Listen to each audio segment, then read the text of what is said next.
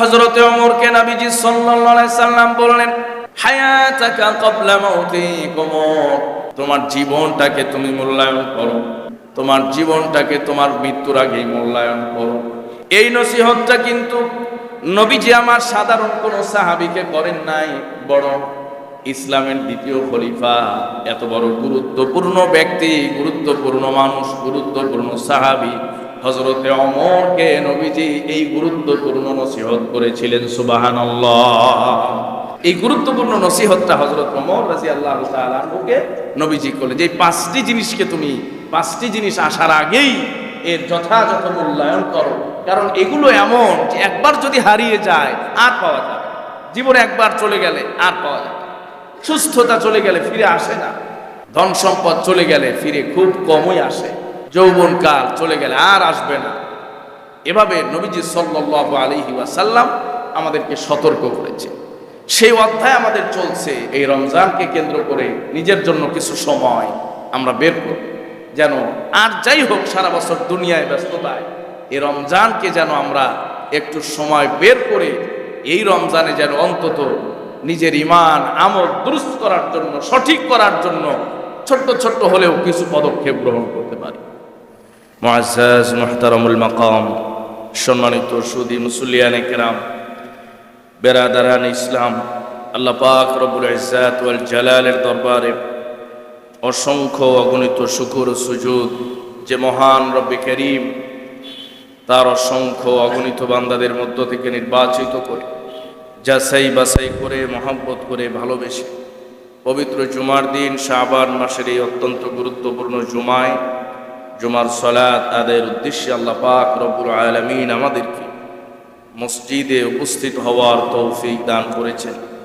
নামাজের পূর্বে অত্যন্ত গুরুত্বপূর্ণ সময় কোরআন হাদিসের আলোকে আমাদের জীবনের জন্য অতীব জরুরি কিছু আলোচনা করা এবং শুনবার মতো তৌফিক দান করেছে। সেই রব্বে করিমের দরবারে আমরা সকলেই শুকরিয়া আদায় করছি। সকলেই হৃদয়ের সবটুকু ভালোবাসাকে উজাড় করে সমস্বর উচ্চ কণ্ঠে কালিমাতুশ শুকর আদায় করছি, আলহামদুলিল্লাহ। সম্মানিত সুধী মুসল্লিয়ানে কেরাম, সম্মানিত প্রিয় দিনী ভাইরা, দেখতে দেখতেই আমাদের শাবান মাসে দ্বিতীয় জুমা, আমরা ইতিমধ্যে সেই দ্বিতীয় জুমায় উপনীত হয়েছি। আর মাত্র কয়েকটি দিন পরেই মহিমান্বিত রমাদানুল মুবারক শুরু হতে যাচ্ছে। নবী করিম সাল্লাল্লাহু আলাইহি ওয়াসাল্লাম বলেছেন, শাবানু শাহরি ওয়া রমাদানু শাহরুল্লাহ, যে শাবান হলো আমার মাস, আমি রসুলের মাস, আর রমাদান হলো আল্লাহ পাকের মাস। সুবহানাল্লাহ। আসলে পৃথিবীর নিজামই এটা, নিয়মই এটা, যে বস্তু যতই নগণ্য হোক, যতই স্বাভাবিক হোক, সেই বস্তুর সম্পর্ক যদি কোনো দামি ব্যক্তি বা বস্তুর সাথে হয়ে যায়, অটোমেটিক সেই বস্তুর দাম বেড়ে যায়, মূল্য বেড়ে যায়।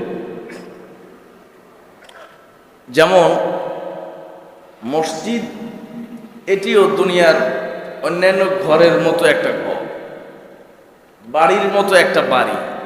মসজিদের জায়গাও পৃথিবীর সাধারণ জায়গাগুলোর মতো এক টুকরো জায়গা, এক টুকরো জমিন, কিন্তু এই জায়গায় যে ঘর নির্মিত হলো, এই ঘরের সম্পর্ক হয়ে গেছে স্বয়ং আল্লাহ পাকের সাথে। এই জন্য এই ঘরের মর্যাদা, এই জায়গার মর্যাদা পৃথিবীর সব ঘরের চাইতে, সব জায়গার চাইতে, সব স্থানের চাইতে অনেক অনেক গুণ বেড়ে গেছে। নবী করিম সাল্লাল্লাহু আলাইহি ওয়াসাল্লাম বলেন, শাবানু শাহরি ওয়া রমাদানু শাহরুল্লাহ, শাবান হলো আমার মাস, আর রমজান হলো আল্লাহ পাকের মাস। যেই মাসের সম্পর্ক নবীজি সাল্লাল্লাহু আলাইহি ওয়াসাল্লামের সাথে হয়ে গেল, সেই মাসের মর্যাদা অন্য মাসের চাইতে অটোমেটিক বেড়ে গেল। কথা বলুন, ঠিক কিনা? যেই মাসের সম্পর্ক আল্লাহ পাকের সাথে হয়ে গেল, সেই মাসের মর্যাদা অন্য সব মাসের চাইতে বেড়ে গেল। সুবহানাল্লাহ।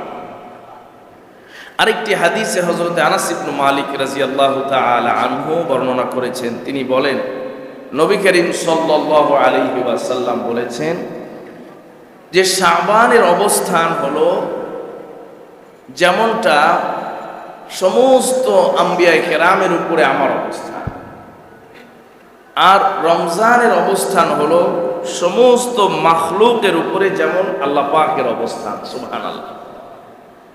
যেমন সব নবীদের চাইতে আমাদের নবী হলেন শ্রেষ্ঠ, এই জন্য রমজান বাদে সব মাসের চাইতে শাবান হলো শ্রেষ্ঠ। ঠিক সব মাখলুকের উপরে যেমন আল্লাহর শ্রেষ্ঠত্ব, তেমনি ভাবে রমজানের শ্রেষ্ঠত্ব সব মাসের উপরে। সুবহানাল্লাহ।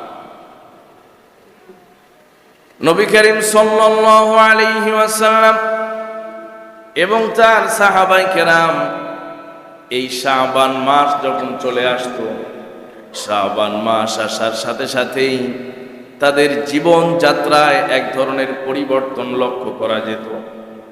তাদের জীবনাচারে এক ধরনের পরিবর্তন চলে আসতো, তাদের আমলে, তাদের আখলাকে, তাদের চলাফেরায়, তাদের জীবনযাত্রার সব কিছুতে এক ধরনের পরিবর্তন চলে আসতো। কারণ এমন একটি মাস এসেছে যেই মাসের সম্পর্ক স্বয়ং আমার নবীজির সাথে হয়ে গেছে। সুবহানাল্লাহ। নবী করিম সাল্লাল্লাহু আলাইহি ওয়াসাল্লাম বলেছেন, শাবানু শাহরি ওয়া রমাদানু শাহরুল্লাহ। শাবান হলো আমার মাস, আর রমজান হলো স্বয়ং আল্লাহ পাক রব্বুল আলামিনের মাস। এই পৃথিবীতে কেবলমাত্র আল্লাহ এবং তার রাসূলের সাথেই যত জিনিস, যত বস্তু, যত বিষয় সম্পৃক্ত হয়েছে, এই সব জিনিস, সব বিষয়, সব বস্তু, এই সব কিছুর মর্যাদা যিনি বাড়িয়ে দিয়েছেন তিনি কে? এই জন্য শাবানের মর্যাদাও আল্লাহ পাক নিজেই বাড়িয়ে দিয়েছেন। সুবহানাল্লাহ। শাবান এসেছে শিন আইন বা, এই তিনটি হরফ মূল ধাতু শাব। এর অর্থ হলো শাখা, এর অর্থ হলো ছড়িয়ে যাওয়া, এর অর্থ হলো বিস্তৃত হয়ে যাওয়া। যেহেতু শাবান মাসে আল্লাহ পাক রব্বুল আলামিন অফুরন্ত রহমত আর বারাকা তার বান্দাদের উপরে বর্ষণ করেন, যা ছড়িয়ে যায়, যা বিস্তৃত হয়ে সকলের কাছে পৌঁছে যায়। আওয়াজ করে পড়ুন সুবহানাল্লাহ। এই জন্য শাবানকে শাবান বলা হয়, আর রমজানকে রমাদান এই জন্য বলা হয়। রমজ মানে হলো জ্বালিয়ে দেওয়া, পুড়িয়ে দেওয়া, ভস্ম করে দেওয়া।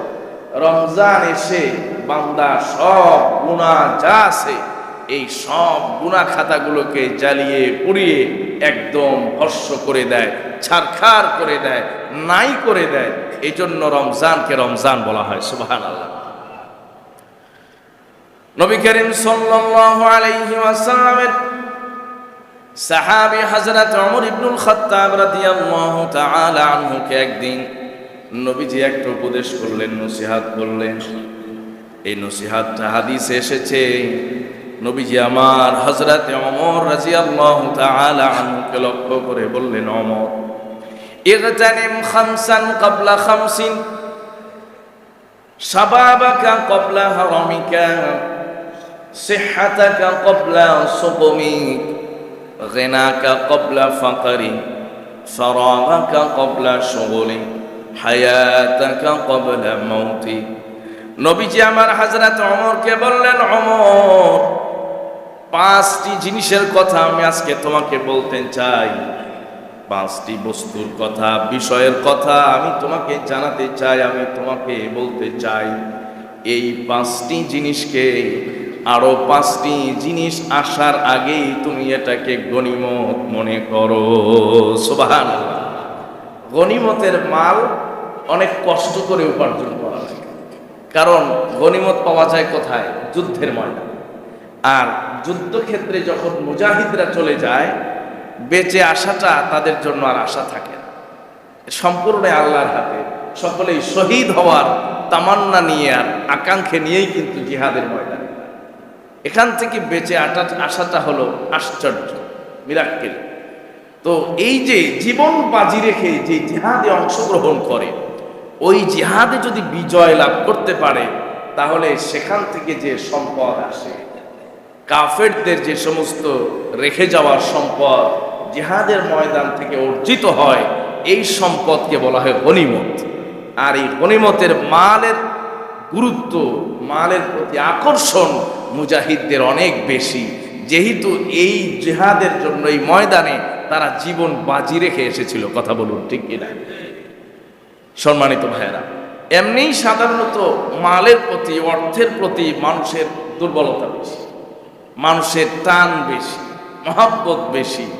এজন্যই বৈজ্ঞানিকরা শার্টের পকেট দিয়েছে হলো আপনার বুকের কাছে। কথা বলেন ঠিক কি? যে টাকা কোথায় রাখবে? বুকের সাথে রাখবে। হাদিসেও এসেছে, কেউ যদি কারো মাল রক্ষা করার জন্য সন্ত্রাসীর হাতে, ডাকাতের হাতে, আততায়ীর হাতে যদি নিহত হয়, তাকেও শরীয়তে শহীদ হিসাবে গণ্য করা হয়। সুবহানাল্লাহ। তাহলে মালের গুরুত্ব দুনিয়াতে আছে না? অবশ্যই আছে। যে আপনার মাল সম্পদ একজন ছিনিয়ে নিচ্ছে, জোর করে নিয়ে যাচ্ছে, ডাকাত দল আপনার থেকে ছিনিয়ে নিয়ে যাচ্ছে, আপনি আপনার মাল রক্ষা করার জন্য আক্রান্ত হয়ে বিদায় নিলেন, দুনিয়া থেকে চলে গেলেন, তাহলেও তাকে হুকমান শহীদ বলা হয়, শহীদের মর্যাদা সে পেয়ে যায়। যে কথা আমি বুঝাতে চাচ্ছি সেটা হলো যে গনিমতের মাল অনেক গুরুত্বপূর্ণ। এই গনিমতের মাল গুরুত্বপূর্ণ হওয়ার কারণে নবীজি বলেছেন, ইগতানিম, মানে গনিমত মনে করো, মানে গুরুত্বপূর্ণ মনে করো, খামসান কবলা খামসিন, পাঁচটি জিনিস আসার আগে। নবী করিম সাল্লাল্লাহু আলাইহি ওয়াসাল্লাম বলছেন, এক নাম্বার, শাবাবাকা কবলা হারামি, তোমার যৌবনকাল, এটা তোমার বার্ধক্য আসার আগেই তুমি সেটাকে মূল্যায়ন করো। কারণ যৌবনকাল একবার যদি চলে যায়, দ্বিতীয়বার আর আসবে না। ঠিক তেমনি ভাবে নবীজি আরো বলছেন, দুই নাম্বার, সিহহাতাকা কবলা সুকুমি, তোমার সুস্থতাকে মূল্যায়ন করো, সুস্থতার সময়গুলোকে তুমি মূল্যায়ন করো তোমার অসুস্থতা আসার আগেই।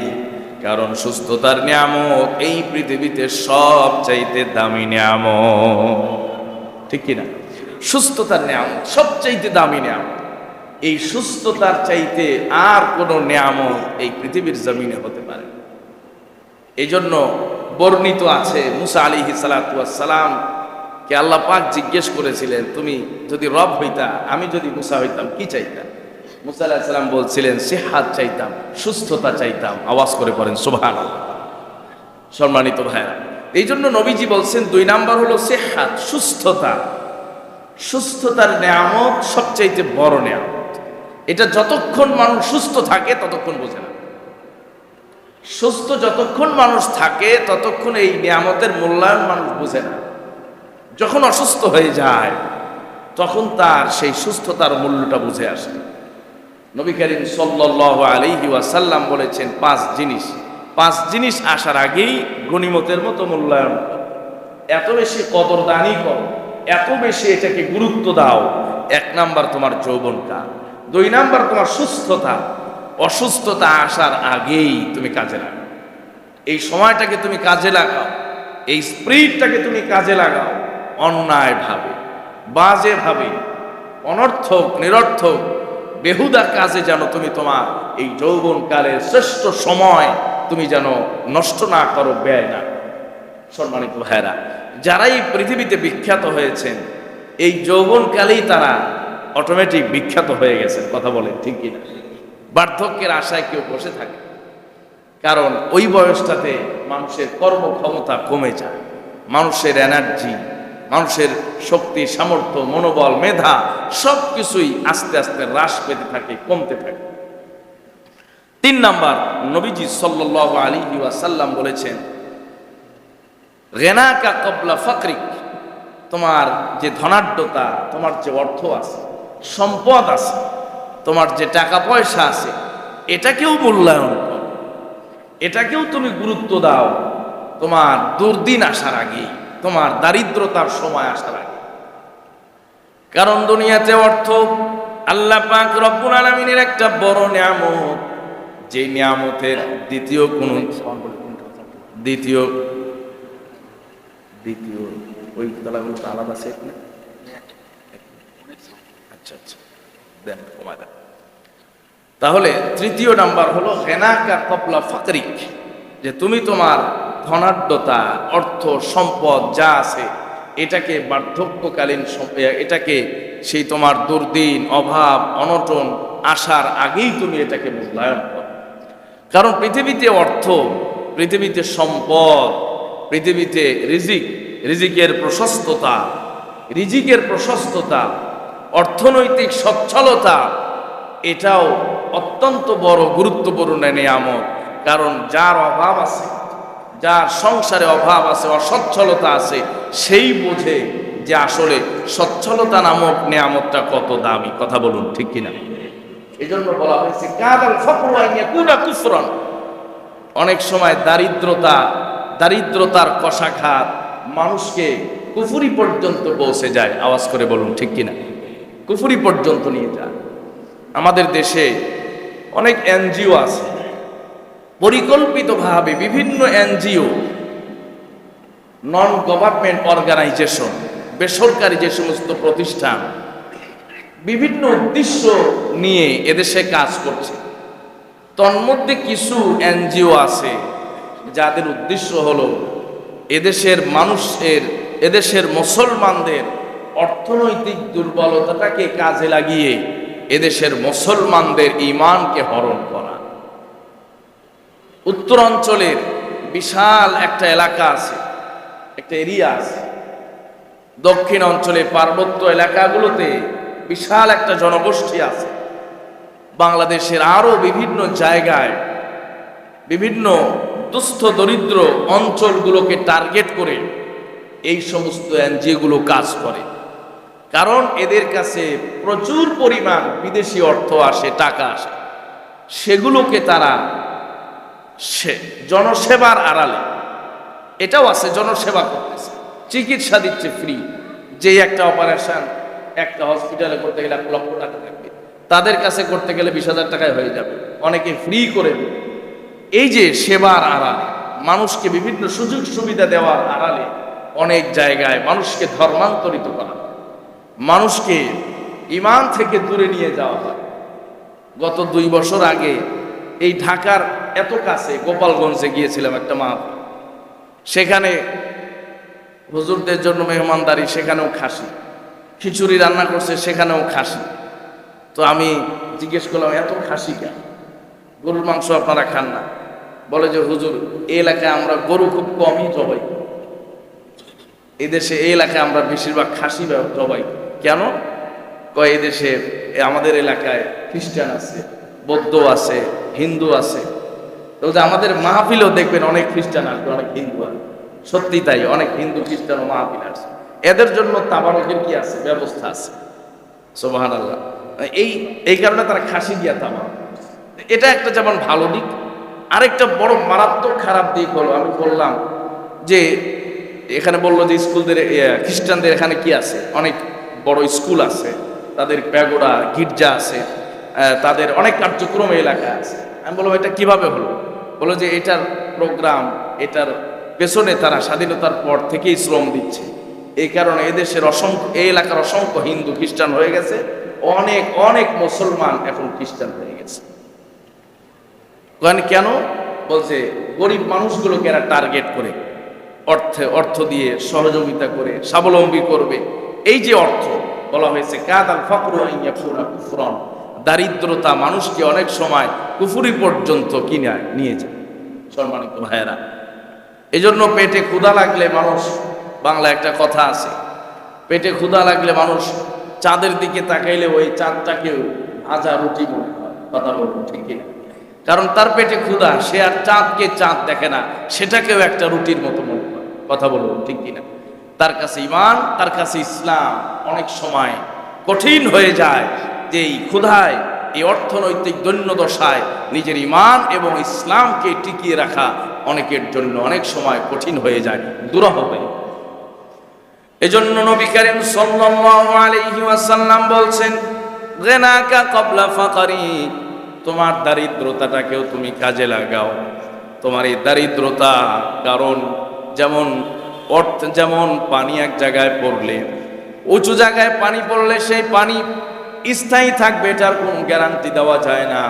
ঠিক তেমনি ভাবে অর্থ হাতে আসলে সেটাও যে স্থায়ী হবে, এটার গ্যারান্টিও কেউ দিতে পারবে না, ঠিক কিনা? অর্থ অর্থ এটা মানুষের কাছে খুবই ক্ষণস্থায়ী, আর এটার পরিবর্তন এত দ্রুত ঘটে, অন্য বিষয়ের পরিবর্তন, স্থানান্তর এত দ্রুত ঘটে।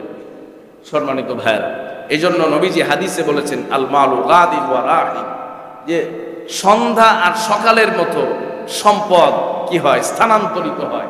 একজনের কাছে সকালে আসে, আবার এই অর্থটাই সন্ধ্যায় আরেকজনের কাছে চলে যায়। অনেক সময় আমরা চকচকা ব্যাংকের নতুন নোট পাইলে পকেটে রাখি, বাসায় রাখি, ছোট ছেলেমেয়েরা, ছাত্ররা অনেক সময় ডায়েরির মধ্যে রাখে, আছে না? অনেক সময় বইয়ের মধ্যে রেখে দেয়। আসলে কি এই টাকা থাকবে? এই টাকা রাখতে পেরেছে কোনোদিনও রাখার সম্ভব। সম্মানিত ভাইয়েরা, এগুলো অনেক সময় চকচকা নোট দেখে আমরা আবেগে, এটার প্রতি একটা আকর্ষণে অনেক সময় সেভ করার চেষ্টা করি, কিন্তু না, দুদিন আগে বা পরে এই টাকা অন্যের হাতে চলে যায়। সম্মানিত ভাইয়েরা, এই যে অর্থ যখন আল্লাহ পাক আমাকে আর আপনাকে দিবেন, যে পরিমাণই দিচ্ছেন, এই অর্থের একটা হক আছে। যেমন যৌবনের হক আছে, যেমন আপনার সুস্থতার হক আছে, ঠিক তেমনি ভাবে অর্থের একটা হক আছে। নবীজি বলছেন, এই অর্থের হকটাও তুমি তোমার অর্থ থাকতেই আদায় করো। হাজারো এমন মানুষ আছে, এক সময় অর্থ ছিল কিন্তু অর্থের হক আদায় করে নাই, আজ তার কাছ থেকে অর্থ চলে গেছে, সে কোন রিক্ত হস্ত হয়ে গেছে। কথা বলুন, ঠিক কিনা? প্রিয় মুসলমান ভাইরা, চতুর্থ নম্বরে নবী করিম সাল্লাল্লাহু আলাইহি ওয়াসাল্লাম বলছেন যে 4 নাম্বার হলো ফারাগাকা ক্বাবলা শুগলি। তোমার কাছে একটা সময় এমন থাকে যে সময়ের অভাব নাই। অনেক সময় তোমার হাতে, চাইলে তুমি এই সময়ে ভালো কিছু করতে পারো, ভালো কিছু শিখতে পারো, ভালো আমল করতে পারো। এই যে অবসর সময়, এই যে অবসর সময়, এই যে সময়ের ব্যস্ততার কম সময়, যেই সময়টা তোমার জন্য ব্যস্ততা কম, তুমি চাইলে বসে বসে কোরআন তেলাওয়াত করতে পারো, কোরআনটাকে শিখতে পারো, দুটো হাদিস মুখস্থ করতে পারো, হাদিস শিখতে পারো, হাদিস তুমি তর্জমা অনুবাদ তুমি জানতে পারো। আমাদের এই জীবনের অনেকের একটা বড় ব্যর্থতা হলো, জীবনের একটা লম্বা সময় পার হয়ে যায়, জীবনের লম্বা সময় অতিবাহিত হয়ে যায়, এরপরেও সূরা ফাতিহার অনুবাদ তো দূরের কথা, সূরা ফাতিহাটা বিশুদ্ধভাবে তেলাওয়াত হয় না, ঠিক কিনা?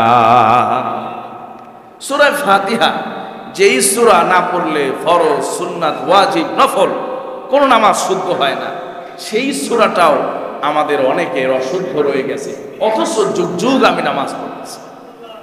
জীবনে কত সময় টিভির সামনে দাঁড়ায় বসে বসে নষ্ট করলাম, মোবাইলে নষ্ট করলাম, গল্প গুজব করে আড্ডাবাজি করে নষ্ট করলাম, কিন্তু আমার জীবনের একটা সময় আমি আমার শ্রেষ্ঠ যে সময়, হায়াত শ্রেষ্ঠ জিনিস ছিল, সেটাকে ব্যয় করে আমি একটু সূরা ফাতিহাটা এখনো পর্যন্ত ঠিক করতে পারলাম না, সহি করতে পারলাম।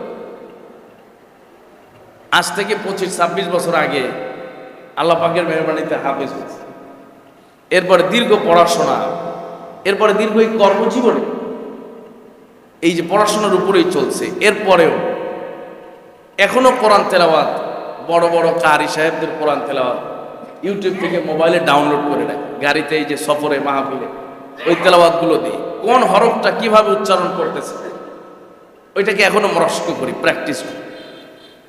সম্মানিত ভাইয়া, সুন্দর যদি করতে চাও কোরআনকে একটু সুন্দর কর।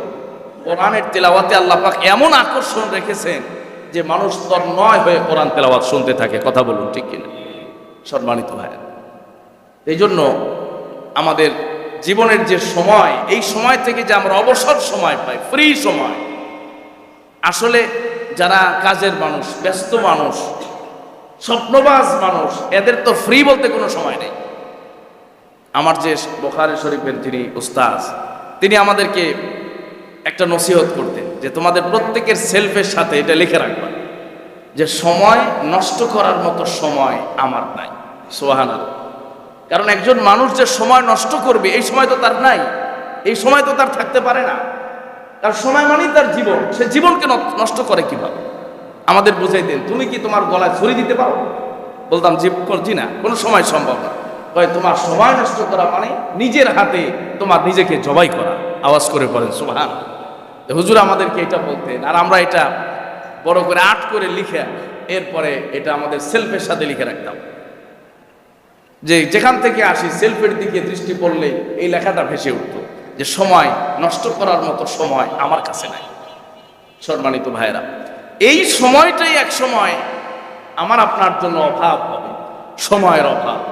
এত ব্যস্ত হয়ে যাবেন এক সময়, এটা আগে বুঝি নাই।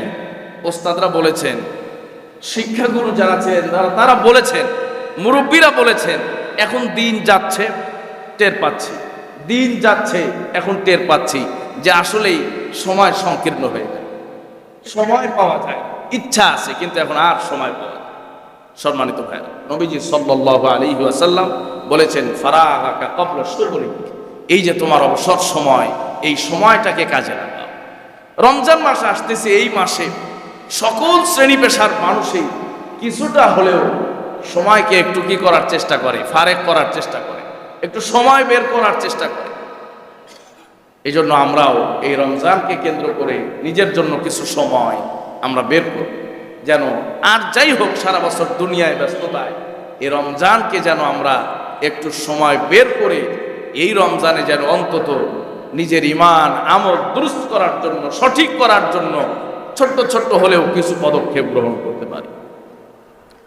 পঞ্চম নাম্বার, হযরতে ওমরকে নবীজি সাল্লাল্লাহু আলাইহি সাল্লাম বললেন, হায়াতাকা ক্বাবলা মাউতিক ওমর, তোমার জীবনটাকে তুমি মূল্যায়ন করো, তোমার জীবনটাকে তোমার মৃত্যুর আগেই মূল্যায়ন করো। এই নসিহতটা কিন্তু নবীজি আমার সাধারণ কোনো সাহাবীকে করেন নাই, বরং ইসলামের দ্বিতীয় খলিফা, এত বড় গুরুত্বপূর্ণ ব্যক্তি, গুরুত্বপূর্ণ মানুষ, গুরুত্বপূর্ণ সাহাবী হযরতে ওমরকে নবীজি এই গুরুত্বপূর্ণ নসিহত করেছিলেন। সুবহানাল্লাহ। এই গুরুত্বপূর্ণ নসিহতটা হযরত ওমর রাদিয়াল্লাহু তাআলা আনহুকে নবীজি করলেন, যে পাঁচটি জিনিসকে তুমি, পাঁচটি জিনিস আসার আগেই এর যথাযথ মূল্যায়ন করো, কারণ এগুলো এমন যে একবার যদি হারিয়ে যায় আর পাওয়া যাবে, জীবনে একবার চলে গেলে আর পাওয়া যাবে। সুস্থতা চলে গেলে ফিরে আসে না, ধন সম্পদ চলে গেলে ফিরে খুব কমই আসে, যৌবনকাল চলে গেলে আর আসবে না। এভাবে নবীজি সাল্লাল্লাহু আলাইহি ওয়াসাল্লাম আমাদেরকে সতর্ক করেছে। সেই অধ্যায় আমাদের চলছে যে আমাদের জীবনের সময় চলে যাচ্ছে, শাবান মাস যে কয়দিন গেছে আর কোনোদিন এই শাবান আমাদের মাঝে ফিরে আসবে না। আওয়াজ করে বলুন ঠিক কিনা? এই যে রমজান আসতেছে, যদি রমজান চলে যায়, এই রমজান আর দ্বিতীয়বার ফিরে আসবে। সম্মানিত ভাইয়েরা, নবী করিম সাল্লাল্লাহু আলাইহি ওয়াসাল্লাম এই শাবান মাসে কিছু কাজ করতেন, আমল করতেন। তার মধ্যে একটা গুরুত্বপূর্ণ আমল ছিল, নবীজি শাবান মাসে রোজা রাখতেন। এত বেশি শাবান মাসে রোজা রাখতেন, সাহাবায়ে কেরাম জিজ্ঞেস করেছেন, ইয়া রাসূলুল্লাহ, ইয়া হাবিবাল্লাহ, কেন আপনি শাবান মাসে এত রোজা রাখেন? অন্য মাসে তো আপনি এত বেশি রোজা রাখেন না, কিন্তু শাবান মাস আসলে আপনি এত বেশি রোজা রাখেন, কারণ কি? আল্লাহ তাআলা আনহা বলেছেন যে পয়গম্বর শাবান মাস আসলে এত বেশি রোজা রাখতেন, কারণ হলো এই শাবান মাসে নবীজি বলেছেন প্রতিটা মানুষের মৃত্যুর পরোয়ানা আল্লাহ পাক রব্বুল আলামিনের কাছে জমা হয়ে যায়। সুবহানাল্লাহ। শাবান মাসে আগামী এক বছরে এই শাবান থেকে আগামী শাবান পর্যন্ত কাদের জন্য মৃত্যুর পরোয়ানা জারি হয়ে যাবে, দুনিয়া থেকে কারা বিদায় গ্রহণ করবে, এই লিস্ট আল্লাহ পাক রব্বুল আলামিন ফাইনাল করে মৃত্যুর জন্য নিয়োজিত ফেরেশতা হযরত আজরাইল আলাইহিস সালাতু ওয়াস সালামের হাতে পৌঁছে দেন। সুবহানাল্লাহ। নবীজি আমার বলতেন, আয়েশা শোনো, এই যে এই শাবান মাসে মানুষের মৃত্যুর পরোয়ানা আল্লাহ পাক রব্বুল আলামিন ফেরেশতার হাতে তুলে দেন, আর মানুষ তো জানে না কার মৃত্যুর পরোয়ানা তুলে দেওয়া হচ্ছে, কার মৃত্যু হয়ে যাবে আগামী এক বছরে। গত রমজানে অনেক মানুষ আমাদের সাথে ছিল, আজকে নাই। গত শাবানে অনেক মানুষ ছিল, আজকে নাই। আবার এই শাবানেও আমরা আছি, জানি না আগামী শাবান পর্যন্ত কে থাকতে পারবো। নবীজি আমার বলছেন, হাদিস শরীফের মধ্যে এসেছে, তাহিয়াউনা কামা তামুতুন ওয়া তামুতুনা কামা তাহিয়াউন। আল্লাহ পাক রব্বুল আলামিনের নিজাম হলো, যেই মানুষটা যেভাবে মৃত্যুবরণ করবে কিয়ামতের ময়দানে ওইভাবেই আল্লাহ পাকের সামনে হাজির হয়ে যাবে। সুবহানাল্লাহ। যেই মানুষটা যেভাবে মৃত্যুবরণ করবে সেভাবেই আল্লাহ পাক রব্বুল আলামিনের কাছে হাজির হয়ে যাবে। নবীজি বলেন, আয়েশা শোনো, আল্লাহর নিজাম হলো এটা। আল্লাহ পাক রব্বুল আলামিনের গোলামগুলো, বান্দিগুলো যেইভাবে দুনিয়া থেকে বিদায় নিবে সেই হালতে উঠবে। সুতরাং এই যে মৃত্যুর পরোয়ানা আজরাইলের হাতে আল্লাহ পাক রব্বুল আলামিন তুলে দেন, এই মৃত্যুর পরোয়ানাটা যদি, আমার মৃত্যুর পরোয়ানাও যদি এই তালিকার মধ্যে চলে যায়, তাহলে আল্লাহ পাক রব্বুল আলামিনের কাছে যখন মৃত্যুর পরোয়ানা চলে যাবে, তিনি যখন ফাইনালি আজরাইলের হাতে পৌঁছায় দিবেন, ওই সময় আমার নামটাও যদি চলে আসে, তাহলে আমার অবস্থার সম্পর্কে আল্লাহ পাক রব্বুল আলামিন জানবেন যে আমি রোজাদার। রোজা থাকা অবস্থায় আমার মৃত্যুর পরোয়ানা আল্লাহ পাকের হাতে পৌঁছে গেছে। সুবহানাল্লাহ। যে আমি যে রোজা আছি, রোজাদার অবস্থায় মৃত্যুর পরোয়ানা আল্লাহ পাক রব্বুল আলামিন ফাইনাল করবেন। আর রোজাদার ব্যক্তির জন্য আল্লাহ পাকের তরফ থেকে বিশেষ পুরস্কারের ব্যবস্থা আছে না নাই? নবীজি সাল্লাল্লাহু আলাইহি সাল্লাম বলছেন, এজন্য আমি রোজা রাখি শাবান। আর এই পুরো মাস জুড়েই মৃত্যুর পরোয়ানা প্রস্তুত করা হয়। এই মাস জুড়েই আল্লাহ পাক রব্বুল আলামিন মৃত্যুর পরোয়ানা রেডি করে আজরাইলের হাতে পৌঁছে দেন। যদি আমার সেই মৃত্যু আগামী 1 বছরে কোনো সময় কার্যকর হয়, সেই লিস্টটা তো ফাইনাল হয়ে যাবে। আর সেই লিস্টে আমার নাম যদি চলেও আসে, তাহলে এমন অবস্থায় আসুক যে আমি রোজা আছি, রোজা থাকা অবস্থায় আমার নামটা যেন সেই পরোয়ানায় চলে যায়, সেই লিস্টে চলে যায়। আমি যেন রোজাদার অবস্থায় লিস্টেও থাকতে পারি, আবার রোজাদার অবস্থায় যেন মরতে পারি। সুবহানাল্লাহ। প্রিয় ভাইয়েরা আমার, নবী করিম সাল্লাল্লাহু আলাইহি ওয়াসাল্লাম বেশি বেশি রোজা রাখতেন। সাহাবায়ে কেরামকে রোজা রাখার জন্য অনেক বেশি তাকিদ করতেন, অনেক বেশি গুরুত্ব দিতেন। এবং সাহাবায়ে কেরাম এই শাবানে সব ব্যস্ততাকে পেছনে ফেলে, যার যা ব্যস্ততা ছিল, ব্যবসায়ীরা হিসাব নিকাশ সব কিছু ক্লোজ করতেন, চাকরিজীবীরাও ডিউটিটাকে কমিয়ে নিতেন। এমনকি এসেছে কিতাবের মধ্যে, যদি যারা বিচারকের দায়িত্ব থাকতো, যারা বিচারকের দায়িত্বে থাকতেন, তারা কোর্ট বসাতেন না। রমজানের যেই সমস্ত কোর্টগুলো তারা বসাবে, সেগুলো আগেই তারা ফাইনাল করে ফেলতেন।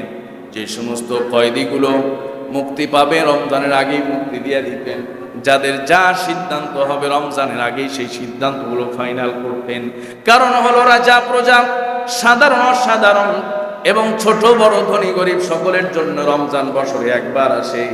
এই জন্য যারা যাকাত আদায় করতেন, যাকাতের মাল নির্ণয় করাটা রমজানের আগেই করতেন, যেন সেই অর্থগুলো বিতরণের মধ্য দিয়ে সাধারণ মানুষগুলোকেও রমজানে সুন্দরভাবে ইবাদত করার সুযোগ করে দেওয়া যায়। সুবহানাল্লাহ। এভাবেই সাহাবায়ে কেরাম রিদওয়ানুল্লাহি তাআলা আলাইহিম আজমাইন রমজানের প্রস্তুতি গ্রহণ করতেন। এবং এই মাসেই রয়েছে হলো লাইলাতুল নিসফি মিন শাবান। লাইলাতুল নিসফি মিন শাবান মানে শাবানের অর্ধ রজনী, এটা হাদিসের ভাষা।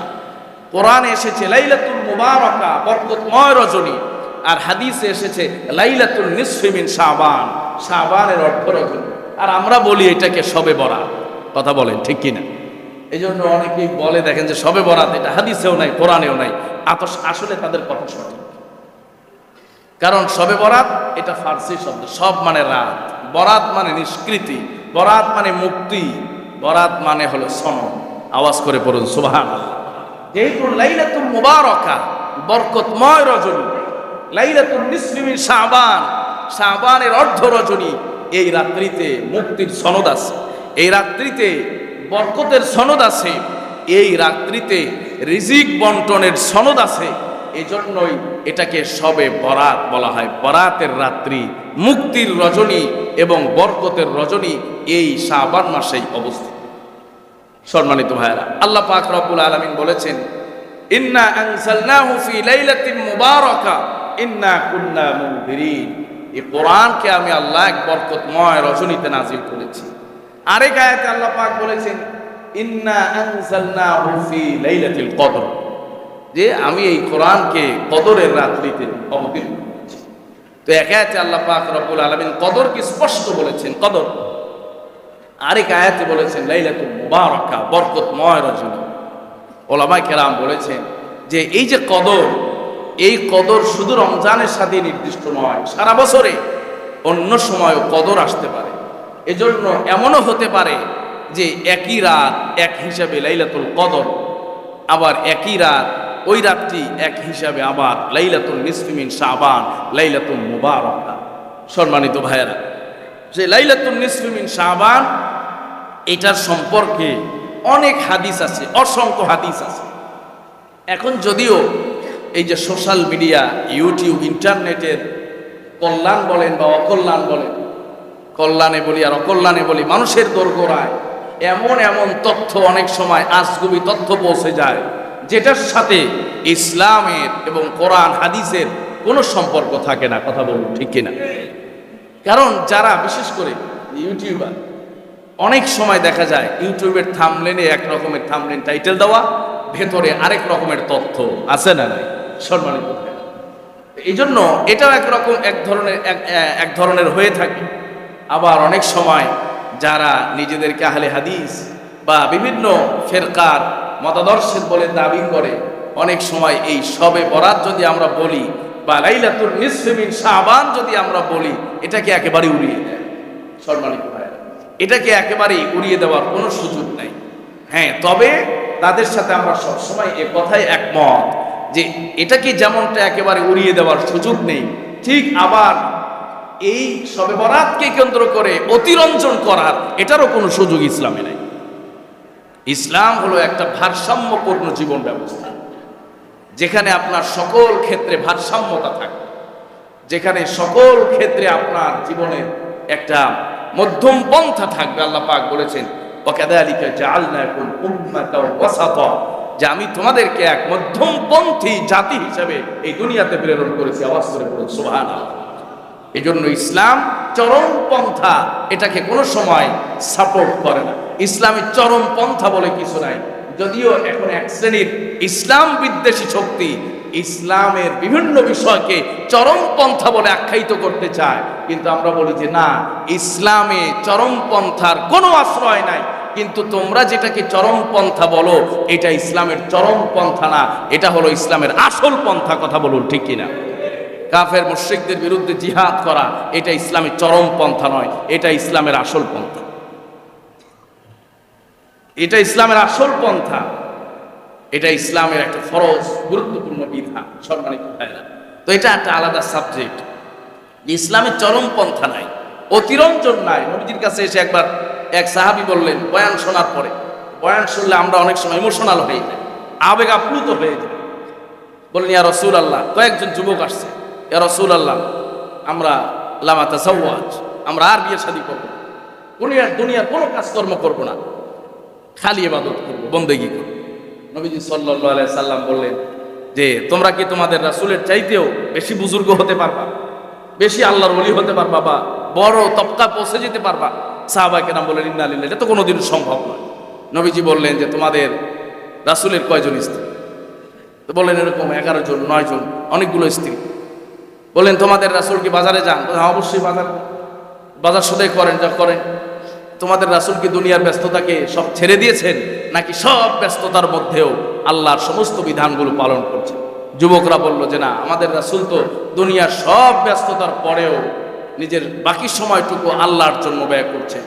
নবীজি সাল্লাল্লাহু আলাইহি সাল্লাম বললেন যে এই যেটাই হলো চরম পন্থা, আবেগ আপ্লুত হয়ে দুনিয়ার সব কিছু ছেড়ে দিয়া খালি আল্লাহর জন্য সময় দিবা, চিল্লা কাশি দিয়ে বের হয়ে যাইবা, পরে দেখবেন মন্দিরের মধ্যে ধর্ষণ আছে না নাই? বিয়ে শাদী করে না, বিয়ে করা যাবে না, বাস। তো বিয়ে না করলে তো তখন তো কি অনৈতিক কাজে লিপ্ত হচ্ছে, নাজায়েজ কাজে লিপ্ত হচ্ছে। মসজিদ, মাদ্রাসা, বিভিন্ন জায়গায় এ ধরনের দুর্ঘটনা। সম্মানিত ভাইয়েরা, এই জন্য ইসলাম হলো একটা ভারসাম্যপূর্ণ জীবন ব্যবস্থা, যেই জীবন ব্যবস্থায় কোনো খাতে কোনো জায়গায় কোনো অতিরঞ্জন নাই, সব কিছুকে একটা ভারসাম্য পর্যায়ে রেখে দেওয়া হয়েছে। এজন্য ইসলাম হলো দ্বীনুল ফিতরা, মানুষের স্বভাবজাত ধর্ম। আওয়াজ করে পড়ুন সুবহানাল্লাহ।